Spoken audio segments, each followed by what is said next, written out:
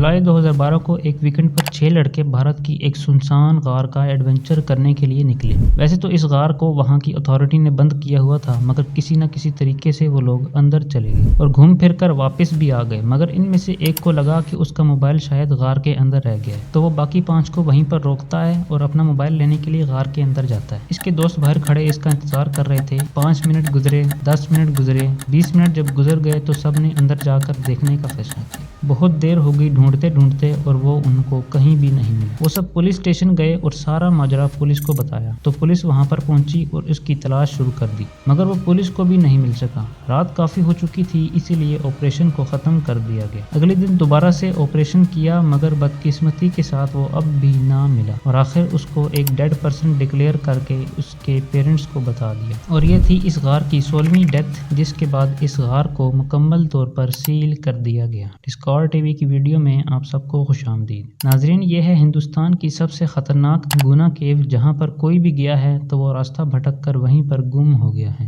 کیونکہ یہ اتنی بڑی اور اتنی اندھیرے سے بھری ہوئی ہے کہ راستہ ملنا تو دور کی بات، وہاں پر صحیح سلامت زندہ رہنا ہی بہت مشکل ہے۔ پولیس نے وہاں پر کئی بار لوگوں کو تلاش کرنے کے لیے آپریشنز کیے، مگر وہاں پر نہ ہی کسی کا سراغ ملا اور نہ ہی کسی کی ڈیڈ باڈی۔ خوش قسمتی سے وہاں سے صرف ایک آدمی ہی بچ سکا تھا، جو بہت خطرناک جگہوں کو طے کرتا ہوا غار سے باہر نکلا۔ جب حادثات کی تعداد میں اضافہ ہوا تو وہاں کی انتظامیہ نے اس غار کو مکمل طور پر بند کر دیا اور وہاں پر کسی آدمی کو جانے کی اجازت نہیں تھی۔ ناظرین، یہ غار واقع ہے انسانی آبادی سے بالکل دور بھارت کے شہر کوڈیا کنال میں۔ اس غار کو سب سے پہلے 1821 میں برطانوی افسر بی ایس وارڈ نے ریکارڈ کیا تھا، جس نے اسے ڈیولز کچن کا نام دیا، جو اتنا فیمس نہیں ہوا تھا۔ 1991 میں کمل ہانس نے اس غار میں اور اس کے آس پاس کے علاقوں میں فلم کی ڈائریکٹری کی تھی، جس کے بعد یہ غار اتنی امپورٹنس لے گیا اور دور دور سے لوگ اس غار کو دیکھنے آتے اور اس کی تصویریں بناتے۔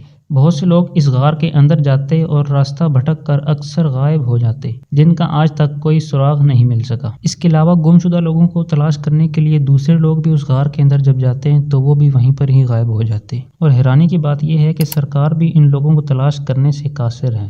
2006 میں منجمل گوچی گیرالا کے دوستوں کا ایک گروپ نے اس غار کو ایکسپلور کرنے کا پلان بنایا۔ سب لوگ وہاں پر پہنچ گئے اور اپنے دلوں کو سنبھالتے ہوئے غار کے اندر داخل ہو گئے اور آہستہ آہستہ آگے چلتے گئے۔ آگے غار کی دیوار پر ایک وارننگ بورڈ لکھا ہوا تھا اور بتایا کہ اس غار میں 13 افراد ہلاک ہو چکے ہیں، یعنی ان کو وارننگ دے دی گئی تھی کہ اس سے آگے جانا خطرے سے خالی نہیں۔ مگر بدقسمتی یہ تھی کہ وہ گروپ اس بورڈ کو نہیں پڑھ سکا اور بھیانک جگہوں کو عبور کر کے آگے بڑھ گئے۔ سب جیسے جیسے آگے جا رہے تھے، غار کی انٹرنس ان سے دور ہوتی جا رہی تھی۔ ان لڑکوں میں سے ایک سبھاش نامی لڑکا تھا، جو غار میں 100 فیٹ تک جانا چاہتا تھا۔ سبھاش کچھ زیادہ ہی ایکسائٹڈ تھا اور اسی ایکسائٹڈ میں وہ بے دھیانی کر گیا اور ایک گڑھے میں جا گرا۔ پہلے ایک لڑکے کی اس طرف نظر پڑی اور باقیوں کو بھی اسی طرف بلا لیا۔ سب نے اس سوراخ کے اندر دیکھا اور اسے آوازیں لگائی، مگر اس کا کوئی رپلائی نہیں آیا۔ وہ ڈر گئے اور فوراً باہر بھاگ کر محکمہ جنگلات کو آگاہ کیا، تو عملے نے فائر مین اور فارسٹ آفیسر سبھاش چندرن کو بچانے کے لیے غار کے اندر پہنچ گئے۔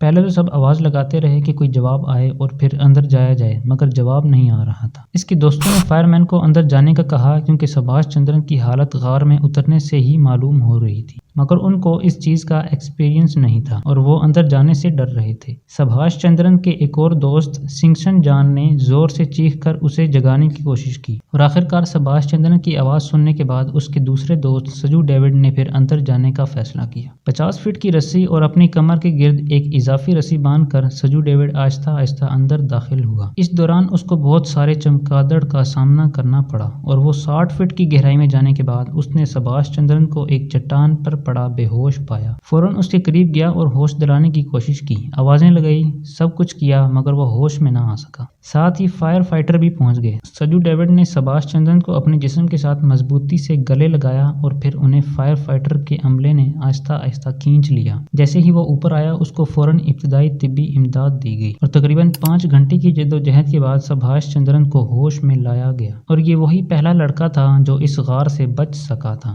یہ کارنامہ سبھاش کے دوست سجو ڈیوڈ نے بہت بہادری کا مظاہرہ کرتے ہوئے کیا، کیونکہ وہاں پر ریسکیو آفیسر بھی اندر نہیں جا سکے۔ اس کے دوست نے ہمت کر کے اپنے دوست کو بچایا۔ اس کے علاوہ جتنے بھی اور حادثے ہوئے ہیں، اگر ان میں انتظامیہ کی کوتاہی نہ ہوتی تو شاید وہ بھی بچ سکتے تھے۔ سبھاش چندرن، سجو ڈیوڈ اور ان کے دوستوں پر ایک ممنوعہ علاقے میں داخل ہونے کا الزام لگایا گیا تھا اور اس پر انہیں 2500 کا جرمانہ ادا کرنا پڑا۔ اس واقعے کے بعد کیرالہ کے ایک فائٹر سیفٹی ٹیکنالوجی کے ڈائریکٹر نے سجو ڈیوڈ کو مفت کورس میں داخلہ دینے اور اس کی اعلیٰ تعلیم کو اسپانسر کرنے کی پیشکش کی۔ انتظامیہ نے مستقبل میں حفاظت کو یقینی بنانے کے لیے گناہ گار پر باڑ اور حفاظتی گرلز لگانے کی بات کی، مگر سستی کی وجہ سے اگلے چند سالوں تک کوئی کام نہیں ہوا، جس کی وجہ سے اس غار میں 3 اور جانیں چلی گئیں اور 2016 میں پھر اس غار میں جانے پر پابندی لگا دی اور ارد گرد گرلز لگا دی گئی۔ سبھاش چندرن کو صحتیاب ہونے میں 6 ماہ لگے۔ 2008 میں سجو ڈیوڈ کو بھارتی صدر کی جانب سے بہادری کا ایوارڈ ملا۔ اس کے کارنامے کی وجہ سے بہت سی فلموں نے اس کو اسپانسر بھی دیا کہ وہ ہماری فلموں میں آ کر کام کریں۔ 2024 تک غار کی سڑک کو عوام کے لیے دوبارہ کھول دیا گیا، لیکن غار کا داخلی راستہ اب بھی سیاحوں کی حفاظت کے لیے بند ہے۔ یہ واقعہ 2024 کی ایک فلم میں دکھایا گیا جس کا اثر اس سے بھی زیادہ ہوا کیونکہ گناہ گار نے زیادہ مقبولیت حاصل کر لی۔ اگر آپ بھارت میں رہتے ہیں تو کیا آپ نے اس غار کا ایکسپیرینس کیا ہے یا نہیں؟ مجھے کامنٹ سیکشن میں ضرور بتائیے۔ ملتے ہیں کسی اگلی ویڈیو میں۔